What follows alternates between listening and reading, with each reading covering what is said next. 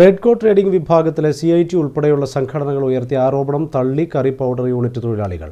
നല്ല നിലയിൽ പ്രവർത്തിക്കുന്ന കറി പൗഡർ യൂണിറ്റ് സ്ഥാപനത്തിന്റെ വളർച്ചയ്ക്ക് നിർണായക പങ്ക് വഹിക്കുന്നുണ്ട്. ഈ സ്ഥാപനത്തെ തകർക്കാനുള്ള ഗൂഢനീക്കമാണ് ഒരു വിഭാഗം നടത്തുന്നത്. സ്ഥാപനത്തിന് നേരത്തെ ഉണ്ടായ കടം വീട്ടാൻ കറി പൗഡർ യൂണിറ്റിന് കഴിഞ്ഞതായും CITU ഭാരവാഹികൾ പറഞ്ഞു. ഏറ്റവും മികച്ച കറി പൗഡർ എന്ന അംഗീകാരത്തോടെയാണ് റെഡ്കോ പ്രവർത്തിക്കുന്നത്. ആ സ്ഥാപനത്തെ തകർക്കുന്ന തരത്തിലുള്ള അടിസ്ഥാനരഹിതമായ ആക്ഷേപമാണ് ട്രേഡിംഗ് വിഭാഗത്തിലെ യൂണിയനുകൾ ആരോപിക്കുന്നത്. കറി പൗഡർ യൂണിറ്റ് ആരംഭിച്ചതു മുതലാണ് റെഡ്കോ നഷ്ടത്തിലായതെന്ന തരത്തിൽ പ്രചരിപ്പിക്കുന്നത് ശരിയല്ല. ഈ കാരണങ്ങൾ ഉയർത്തി ഹെഡ് ഓഫീസിനു മുന്നിൽ CITU INTUC യൂണിയനിൽപ്പെട്ടവർ സമരം നടത്തിയത് ശരിയായില്ലെന്നും കറി പൗഡർ യൂണിറ്റിലെ CITU വിഭാഗം തൊഴിലാളികൾ പറഞ്ഞു. 2017 ഞങ്ങൾ റിനോവേഷൻ നടത്തിയതിനു ശേഷം അന്നത്തെ MDയുടെ നേതൃത്വത്തിലായിരുന്നു അത് പ്രവർത്തിച്ചിട്ടുണ്ടായിരുന്നത്.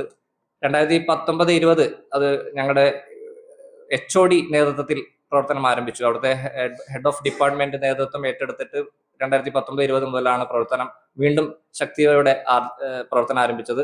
ആ കാലയളവ് വരെ ഏകദേശം 38 കോടിയോളം രൂപ നഷ്ടത്തിലാണ് കറി പൗഡർ ഫാക്ടറി ഉണ്ടായിരുന്നത്. 2017 മുതൽ ഇങ്ങോട്ട് 38 കോടി രൂപയോളം നഷ്ടത്തിലായിരുന്നു ഫാക്ടറി ഉണ്ടായിരുന്നത്.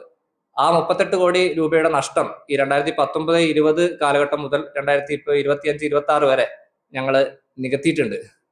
ഇനി ഏകദേശം ഒരു 8-9 കോടിയോളം നഷ്ടം മാത്രമാണ് ഇപ്പോൾ ഫാക്ടറിക്ക് സഞ്ചിത നഷ്ടമുള്ളത്.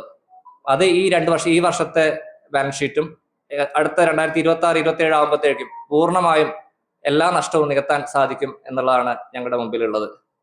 ഫാക്ടറി 2026-27 മുഴുവൻ ലാഭത്തിലാകും. ആ ഒരു സാഹചര്യത്തിലാണ് ഇത്തരത്തിലുള്ള ആരോപണം ഫാക്ടറിക്കെതിരെ.